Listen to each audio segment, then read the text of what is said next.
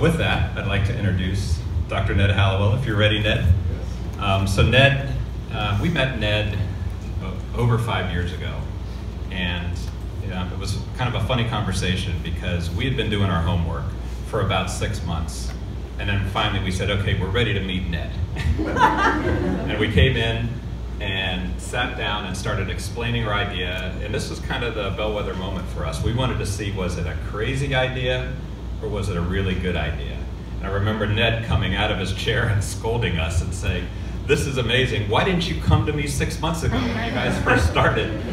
And I said, hey, we're not stupid. We knew we had to do our homework, so we had to prove that we knew what we were talking about when we came to talk to you. So ever since then, Ned has been an amazing supporter of the lab. We wouldn't be where we are, quite honestly, without his support and him sharing his views of the lab as well. He's on our advisory board, just a tremendous friend. I think you all know he's a best-selling author. He's launching his book June 12th. June 12th. We have pre-release copies tonight. He's done multiple books that really have changed, I think, a lot of people's lives, and also has appeared on multiple TV shows, and just a tremendous, tremendous supporter. So thanks again, Ned, for spending the time in traffic. I know you hate traffic, coming up today and just sharing some of your ideas. Thank you.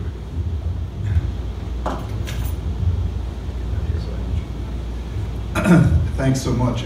Yeah, it took me 2.5 hours to drive from Sudbury to Amesbury.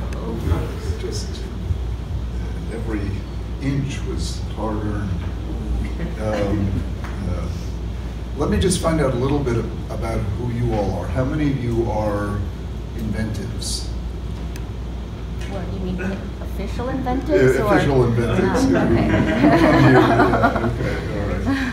And how many of you are parents of inventives? Oh, no. And then the rest of you are here because you're interested in what this place is all about? Okay, all right, wonderful, wonderful. Well, I thought I'd talk to you a little bit about this condition that is so misleadingly called ADHD, and then talk to you a little bit about the new book I have coming out in a couple of weeks. So ADHD, which attention deficit hyperactivity disorder, it's a terrible name. It's not a deficit. If anything, it's an abundance of attention. Hyperactivity is often not present at all, and I don't see it as a disorder, I see it as a trait. So I want to rename it VAST, because it is vast. It takes in so much. It covers so much of life, much more than most people realize. And the acronym was given to me by a woman from San Francisco who attended my CAPE seminar last year. And VAST stands for Variable Attention Stimulus Trait. So I want to start calling it VAST. I hate the term ADHD. It conveys nothing but pathology, and people, it really, the damage gets started the moment the diagnosis is conveyed, because the child or the adult feels, oh, I have a deficit disorder, and so you immediately start feeling bad about yourself, and that's the real disability. I have both ADHD or VAST and dyslexia, and I wouldn't trade either one for the world, the trick is to learn how to manage these traits, unfortunately schools are really bad, most schools, at helping kids do that. Before I die, I hope they get better. They're better now than they were 25 years ago. When I first learned about ADHD in 1981, most people either hadn't heard of it, or when they did hear of it, they didn't believe in it, quote unquote, as if it were a religious principle, and now, fortunately, most people have heard of it, but most people don't understand it. And that doesn't stop them from having opinions about it. And they have, the less they know, the stronger their opinions are, which is unfortunate. So we have a lot of educating to do. What's wonderful is the more you learn, the more optimistic you become. This is a really good news diagnosis. When I tell someone they have ADD, I say, congratulations. You know, you've got a race car for a brain. You've got a Ferrari engine for a brain. It's just that you have bicycle brakes. You know, but don't worry, I'm a brake specialist. And with my help, we'll work on strengthening your brakes, and over time, you'll strengthen those brakes and you'll win races. You'll become a champion. And that's what happens. That's what you know, I'm now 68 years old. I've been treating this since 1981. You can do the arithmetic. And I love my job because I really present people or accompany people to a new life of all ages, you know, from early childhood to into their 60s and 70s. You know, most entrepreneurs have this condition. It's rare to find an entrepreneur who doesn't have it. The biggest undiagnosed group are adult women because they get diagnosed with depression or anxiety, and it's a shame because the treatments for those don't touch the ADHD. The positives that go with this condition, you can see by just turning on their head the negatives, the core triad of symptoms, what Russ Barkley, one of the great researchers in the field, calls the Holy Trinity of ADD: distractibility, impulsivity, and restlessness. Those are all bad, supposedly. Well, the flip side of distractibility is curiosity. And people with ADD are endlessly curious. What's this? What's that? What's this? What's that? And, you know, if it weren't for curiosity, we wouldn't have penicillin. And he looked at that petri dish and said, "What happened over there?" You know, and you know, you know, curiosity can get you in trouble. If you stick your finger under a rock and get bitten by a snake or something. But you know, impulsivity. Oh, it's so impulsive. He's got to learn to control himself. What is creativity but impulsivity going right? You know, you don't plan to have a creative thought. You don't say, it's 10 o'clock, time for my creative idea. You know, and lay it like an egg, you know. Creativity necessarily comes spontaneously. Necessarily depends upon disinhibition, weak brakes. If you're too controlled, if you're too bound up, you're not going to be creative. And so creativity is a matter of controlled disinhibition. You know, some degree of spontaneity, disinhibition, weak brakes. So you allow completely unanticipated, alien, out of the box ideas, images to come to mind. You know, whoever invented the wheel, you know, that was a completely alien. David Neilman, who Rick mentioned, you know, he dreamt up putting TVs on the back of seats in airplanes. He said people would much rather have a TV to look at than food. And so he said, let's get rid of the food and put in TVs. And he also invented the electronic ticket. There was a time when you had to remember to bring your ticket to get to the airport, and if you forgot it, you were screwed. So you know, and to him, ask him, he said these were obvious, you know, but they just came to me. He said, you know, he didn't plan. Well, today I'm going to have one of the most innovative ideas in the history of aviation. I will invent the electronic ticket. They pop, and that's one of the wonderful parts of this condition that I now call VAST. And then restlessness or hyperactivity, you get to be my age, I'm 68, it's called energy.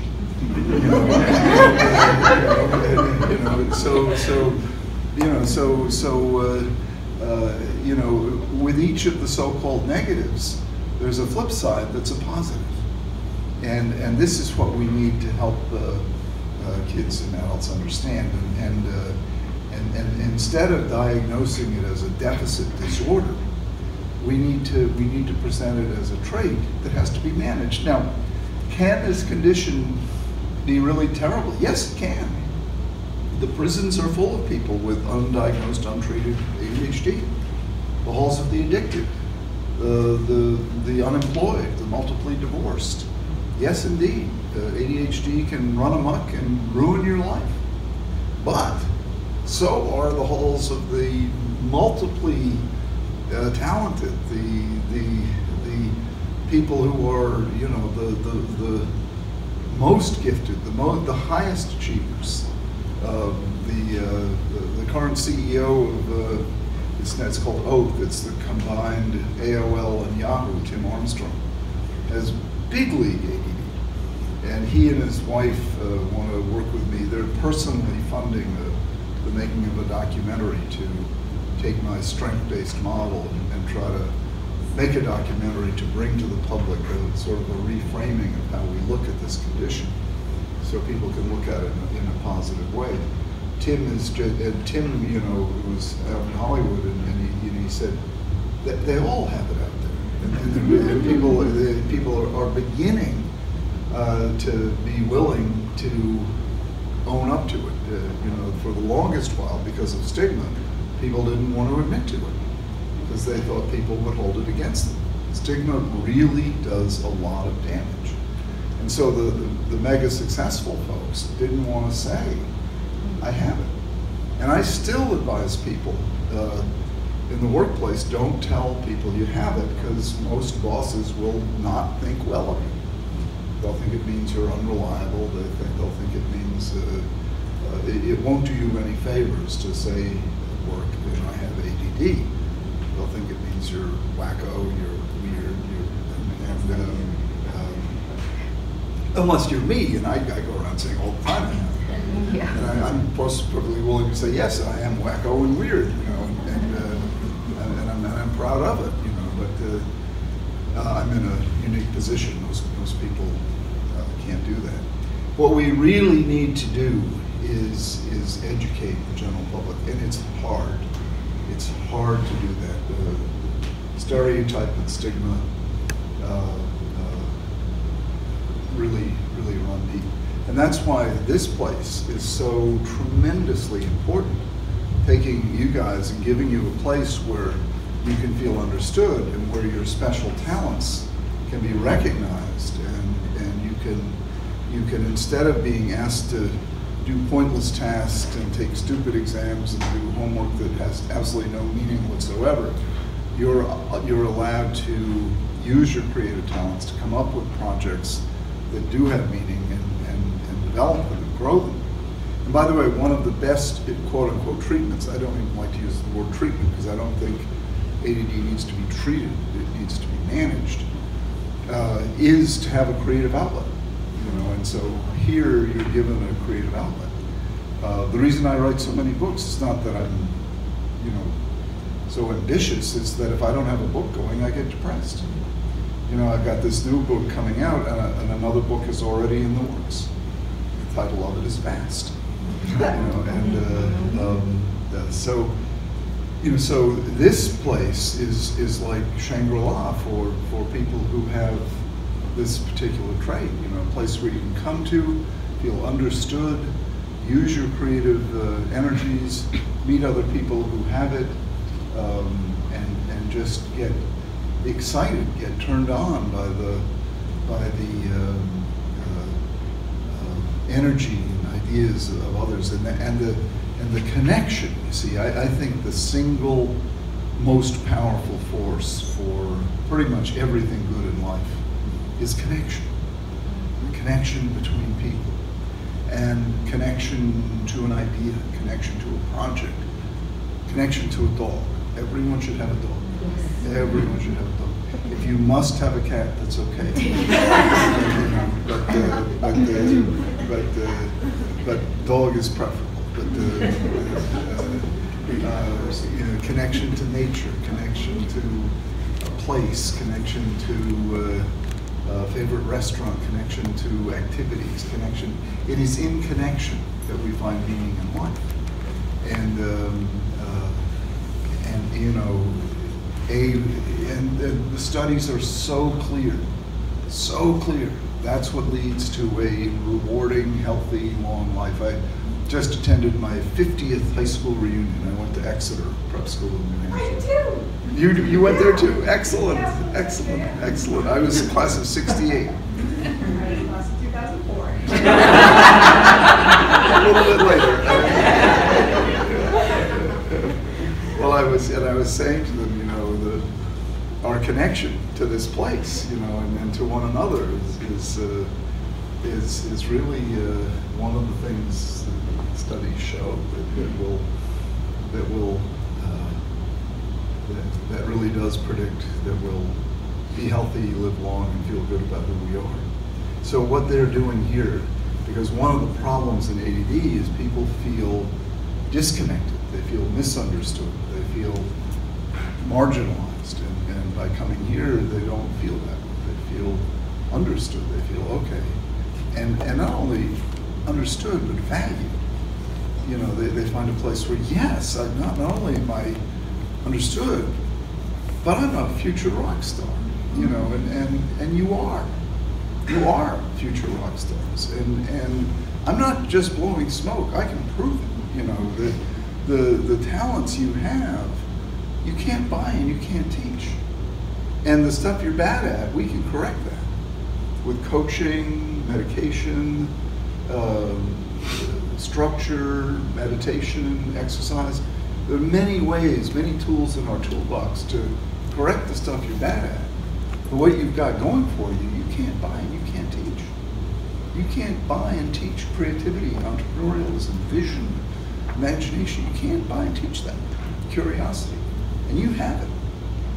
And I would add quirkiness as an asset. You know, thank God for quirkiness. Would you want a bunch of vanilla people? I mean, you know, a bunch of Spences, I mean, or Pences, what's his name?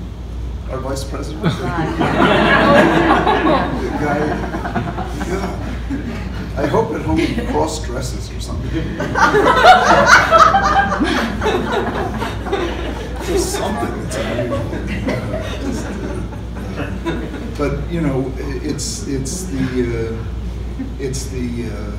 the ADD folks who, for the longest while, just they tried to be like everyone else, and that's where the damage gets done.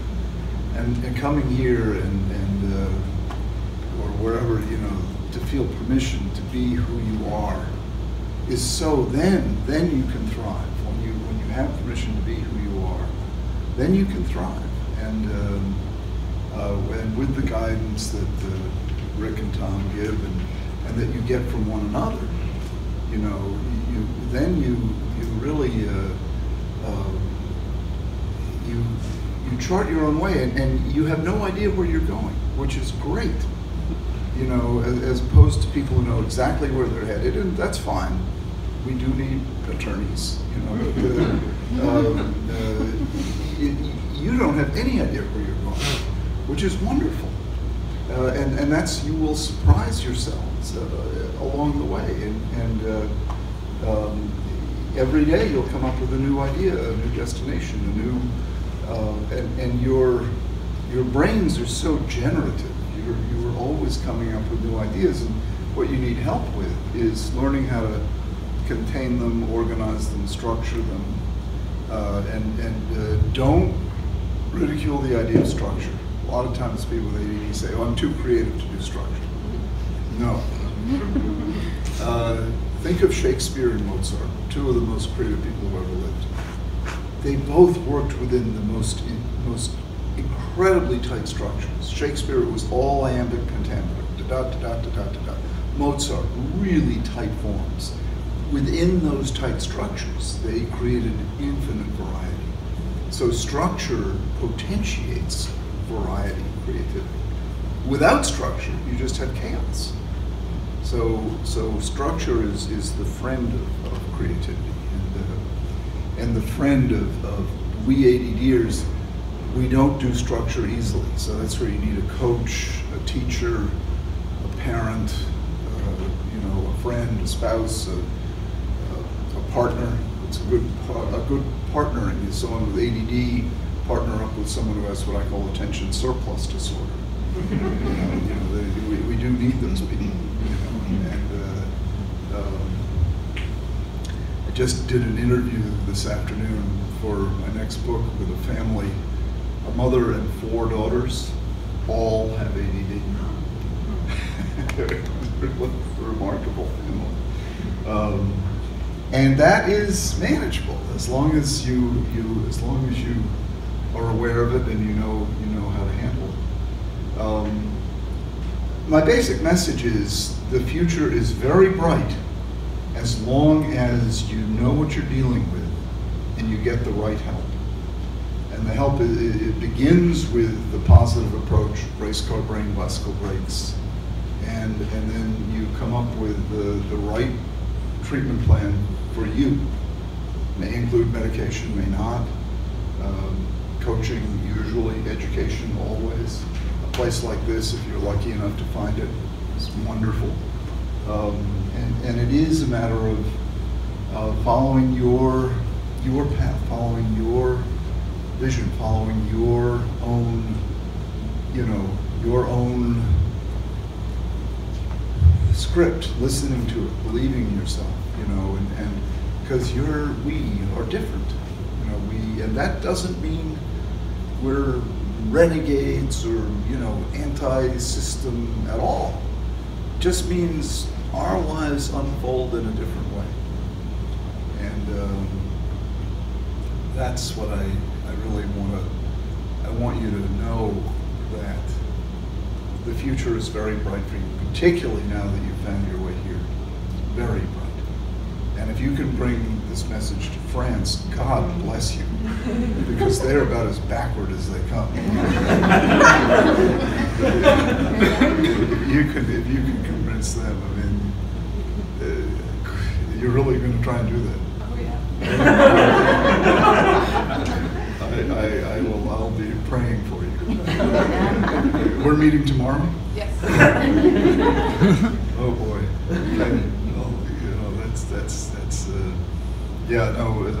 You see, around the world,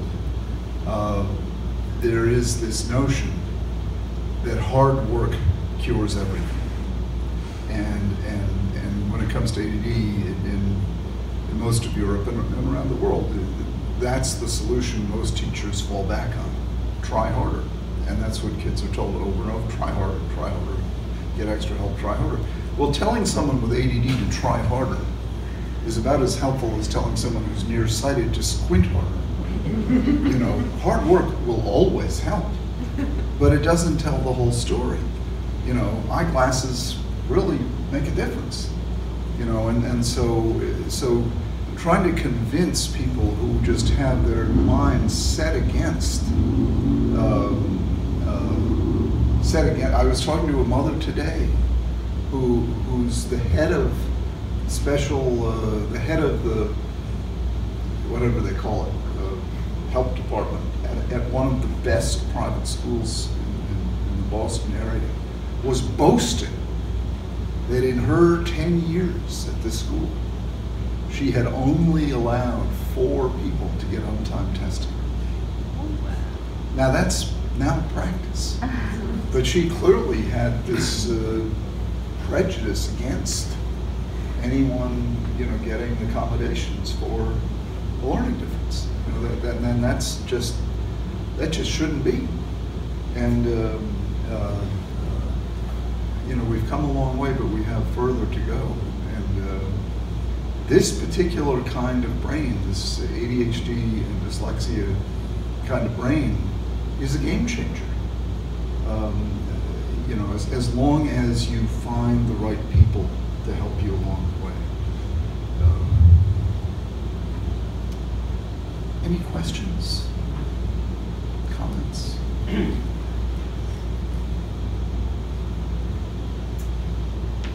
Yes. My challenge as a mom has for years been working with the administration at school to get this message of VAST across to the teachers who want the child to work harder. So I'm wondering, in all of your work, at this point where you are now, what are your favorite nuggets for me as a mom with my discussions with my administration and teachers so my child can continue to grow? Well, the eyeglasses thing is a good one. I mean, you could say to them, telling someone they need to try harder is like telling someone who's nearsighted to squint harder. Would you really do that? And then if they would be willing to read one of my books, you know, they probably wouldn't be, but you know,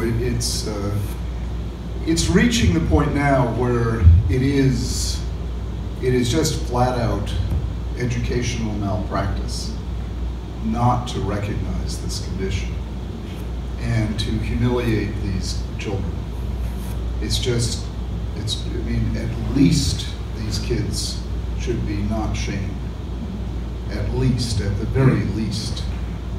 At least they should have what I had in first grade. I'll tell you my first grade story. I started first grade in 1955 in Chatham, down on Cape Cod, and public school, and I show up and we're supposed to learn how to read. That's what you do in first grade. I couldn't do it. Sound out words, we're sitting at these little round tables, taking turns, C-spot rung. Come to be my turn, I stammer, stutter, couldn't get the words out. Well, back then, in 1955, they didn't have specialists in learning, you know, and they didn't have diagnostic testing or anything like that. If you were a little boy or girl who couldn't learn to read, your diagnosis, if you want to call it that, was obvious. Stupid, you know, and your treatment plan was try harder. And if that didn't work, they might slap you a few times to make sure you're trying hard and then forget about you. You're very stupid. Well, I was lucky. One of the many reasons I believe in God. I had a teacher by the name of Mrs. Eldridge.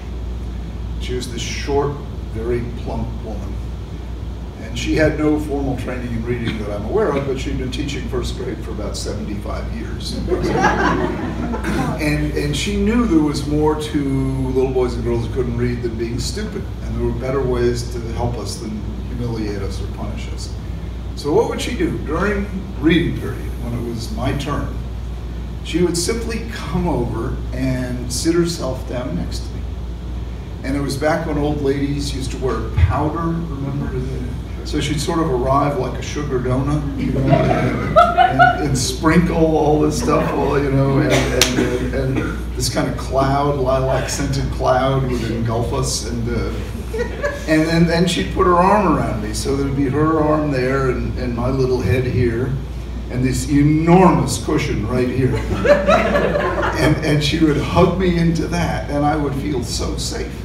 And as I would stammer and stutter, none of the other kids would laugh because I had the mafia sitting next to me. You know? And that was my treatment plan, was Mrs. Eldridge's arm. And every day I looked forward to reading period because I looked forward to that hug. And it's pretty amazing. You take a 6-year-old little boy and have him look forward to publicly demonstrating his incompetence, which is what I did. But I looked forward to that hug. And by the end of the year, I was still the worst reader in the class, but I was the most enthusiastic student of reading. And without my knowing it, the part of my brain that actually had talent with words was able to germinate and slowly start to inch its way out. Even though I demonstrated no talent whatsoever that year, it didn't get killed as another kind of teacher might have done. It didn't get destroyed as another kind of teacher might have done. And that it taught me for the rest of my life the importance of emotion. And that wonderful lady, simply by putting her arm around me, which, by the way, would be illegal in the United States, you know, simply by putting her arm around me, changed my life forever. That arm has stayed around me ever since. Mrs. Eldridge's arm has stayed around me ever since. And it is so, it's the least and the most that every child should get. And I mean, it is essential that our children of all ages feel that safety, you know. And to this day, I am a painfully slow reader. I have dyslexia. It takes me forever to get through a book. I rarely finish a book. My wife says, I don't know how you know anything. You know? But I majored in English at Harvard and graduated with high honors, and I did have to read some books to do that. And that never would have happened had I had a different first grade teacher. So, you know, so the importance of emotion, before you get into all the advanced methods of dealing with whether it's dyslexia or ADHD, just to have a teacher who puts her arm around is critical, and not stressed nearly enough. Not stressed nearly enough. So I would go into the school and say, you know, at least could you make my kid feel comfortable here? Is that asking too much? You know, and then you can begin to ask, you know, for a little bit more. Maybe there's more to this than just trying harder, because trying harder really doesn't cut it. You know, if you can't, if you literally can't focus, trying harder, it's like squinting instead of eyeglasses. And that's a pretty darn good analogy. Most people can get that. Now, they may refuse to get it. They may say, it's, you're selling me a bill of goods, and then we go down that whole argument. But, you know, those would be my suggestions. In my mind, I imagine either this already exists or it will exist. Why would you not educate, create a curriculum using VAST as a model to say, you know, children learn better this way? It doesn't matter if you have VAST or not. That all children will benefit. Everyone, if absolutely. we change the way we Absolutely. educate our children. Absolutely. See, people say, well, how does what I'm suggesting is good for everybody. Exactly. It's not just ADD kids, everybody. That's I mean, ADD kids really need it, but everybody benefits But from then it. you're not singling anyone No, out. everyone needs an arm around them. Everyone needs, you know, everyone needs things broken down into small parts. Everyone needs, you know, methodical instruction everywhere. Yeah, I mean, it's. But that's what I'm asking. Does that exist? Are there people? Is there a movement somewhere? Well, the Because that's where I closest wanna be. to it in here is perfect. Right, but I want to But start. the closest to here in the educational system is Montessori. Right. And Right, but that's- that's not public school system. Not No. a lot of the children that need it No. cannot access it. Public school is. Oh, the reason I am not a wealthy man is I sent all my kids to private schools, and I just graduated the youngest one from Trinity College, paid the final tuition bill. Trinity College tuition, $70,000 a year. My son's at RIT. Anyway, it was my biggest investment in life, was giving 3 children private school from age 5 to But you gave them graduation. the best gift ever. I just want to give that gift to all Yeah, children. yeah, and I since don't all 3 of my discriminate. kids have ADD, it was especially important that they get the kind of personalized instruction. Mm. But what you guys are getting here is just spectacular. Yeah. I have a 16-year-old daughter and a 13-year-old son, both of whom are, I guess you could say, 3rd generation Yeah. VAST. Yeah. I'm glad you're using my term. This is great. And my son had been on an IEP since preschool for speech and language development. And he's now off of the plan and has graduated beyond even some of the help in school because he got those building blocks in place. Mm-hmm. My daughter, on the other hand, we've been fighting with the school since 3rd grade to get her on an IEP. Mm-hmm. She has ADHD or VAST, anxiety, executive function disorder, and we took her to a couple of different people for neuropsychological testing. The latest one was 2 years ago at Boston Children's. And they basically told us everything we already knew, adding one additional thing, non-diagnosed language learning disorder. What does that mean? They added to the diagnosis you already had? Yes. Non-diagnosed? Non-specific language learning disability. And we asked them, what does that mean? And they said, well, we can't explain it. We have to And so this is part of the reason we've been fighting with the school, like you said, with the administration. The teachers know she has an issue, but they don't know how to teach to her. The administration is like, nope, we have to follow these guidelines. She doesn't fit into one of these, square pegs. So your question is, what is a... Well, how do you take a diagnosis like that and work with the schools? You throw it away.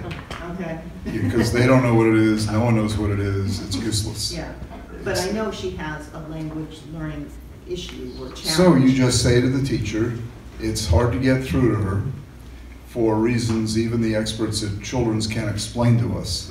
So let's work together and try to figure it out, try this, try that, try whatever you can. And I won't hold it against you that you have trouble, I have trouble too.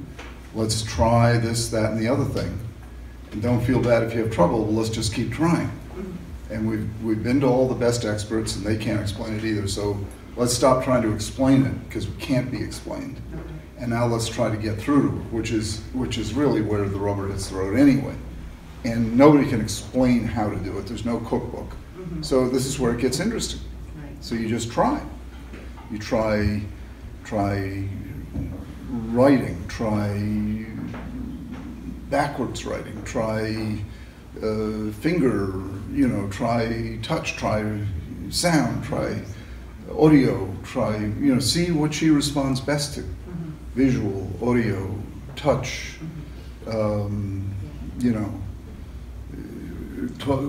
see how she does if you don't look at her and you talk.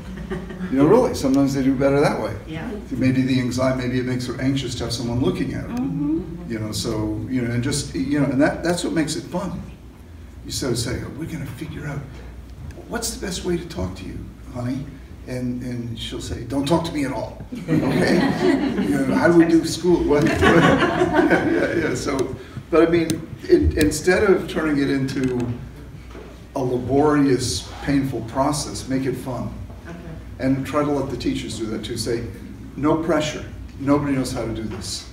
So let's just try to figure it out together. We'll work on it at home, you work on it here, let's report back, but make it a game, because that's what it is. And take the pressure off her, off the teachers, off you. And you've been to the mountain, you've been to the great children's hospital, and they give you this bullshit, and so nobody knows. So then you just try to, and that's actually kind of freeing because nobody knows. So let's just try piecing it together. Bring her here and see if an inventive can talk to her. That's why I'm here. Yeah. And maybe you'll figure it out. She might actually end up leading you to what works. True. Yeah. Try puzzles. Try see whatever works. Thank you. All right. Let me before we stop, let me just tell you a little bit about my new book. Do we have a copy? We have 3 we're We're going to give it away. Okay. This book, you have to give me props for being brave enough to write this. So it is unlike any book I've ever written. There's no advice. It's just a memoir. And it's called Because I Come from a Crazy Family, The Making of a Psychiatrist. And it tells the story of my growing up years, which, my family was pretty crazy. And then my early training in psychiatry, before I learned about ADHD. I talk about the very beginning of learning about ADHD, but it really doesn't get into my work with ADHD. And it's really a story of beating the odds, because there is a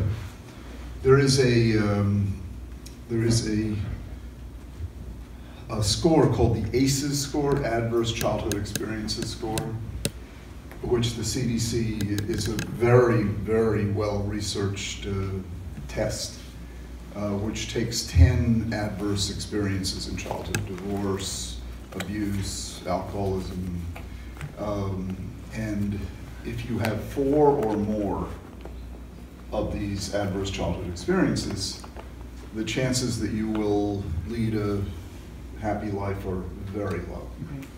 4 or higher. Early death, depression, divorce, alcoholism, just down the chute. And that's statistically very well validated. My ACEs score is 8. So it's pretty miraculous that I'm standing here talking to you, married 29 years, 3 very happy, wonderful children. The youngest just graduated college. I've just finished my 20th book. You know, I've had, if I may say so, quite an impact with my work on ADHD, and moreover, I'm a happy and fulfilled 68-year-old man. I just saw my doctor yesterday, and I'm very healthy, and you know, I really beat the odds. And the memoir, I don't say how I did it. I leave that to the reader to decide for himself or herself. But the story, I tell the stories of what happened. And it's funny. There's a lot of very funny characters in my family. And some of the stories are, you know, pretty tough, but most of them are funny, interesting. The ones from psychiatric training are poignant, I believe, and I think you will find it, most people who've read it find it really quite gripping. So, and I really enjoyed writing it because it was very freeing not to have to give advice, just to tell stories. And they're all true. It was true stories. Yeah. Just curious, do you type your own stories, or do you dictate it to someone else? Oh, no, I type. I sit at a You laptop. have Yeah. okay, see, all right. Yeah. I don't mean to say you have the attention span for that, but Yeah. that's my most difficult thing. Is Oh yeah, no, I just sit at my organizing laptop them. and Good. type them out, yeah. Well, I have almost all of your books, so Oh. you do very well. Thank you. Any questions about that? About the book? Yeah. Or about anything. About the Red Sox. I have too many books. 2 questions, perhaps? Yes. What inspired you to write this book versus the other books, which are both descriptive and prescriptive for ADHD? This book, my wife said, you have to write it. You've had such a unique childhood. People really need to know that what you lived through, and that you know you beat the odds, and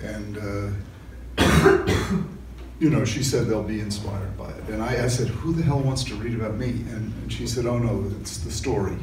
It's not you. It's the story. And she said, if you just tell the story people will want to read the story. So it was because she really insisted that I said, okay, I'll do it. And then some publishers wanted to publish it, and so there it is, dedicated to her. How long did it take you to write that? About a year. Yeah. The last question, if I may? Yeah. I'm not challenging you. Yeah. You mentioned Russell Barkley. Yes. And the 2 things that came to mind, one was that he says you have no special talent because of this ADD. Mm-hmm. All you do is have these traits where you function well at the Right. which is different than what you have explained to us, that it is a talent that can be exploited. Right. Managed. Russ and I are often pitted against each other, and I have nothing but admiration for Russ. Russ really put ADD on the map. Russ stood up to people who were ridiculing the diagnosis and really was a warrior in the early days, and we owe him so much. He is a brilliant man, but they often pit us against each other. He's like Darth Vader, and I'm Pollyanna, you know, and so, and he and I said, let's put an end to this. So we took the stage together at a CHAD meeting, and what we are is two sides of the same coin. He's spent his career demonstrating how ruinous ADHD can be if you don't take it seriously. And I've spent my career showing how wonderful it can be if you do manage it properly. So it's really two sides of the same coin. His personal interest is his brother died in a car accident because he never took it seriously. And my personal interest is I've thrived because I learned how to manage it. And so we both have a personal interest that sort of led us to our respective positions. Mine being optimistic and his being very cautionary and wanting to tell people, you know, if you're not careful, this can just destroy you, which is right. I don't deny that at all. It's just not what I emphasize. People come out of his lectures weeping and scared shitless, you know, which is fine. I mean, he does a great job of it. I have nothing but praise for him. He's a wonder, and he's also one of the nicest people you'll ever meet. He's an incredibly generous man. Right now, he spends a lot of his time taking care of his Down syndrome grandchild, and he's just a really, really fine human being. Yes? How do members of your family like the book? Oh, they love it. The ones who might not are in heaven.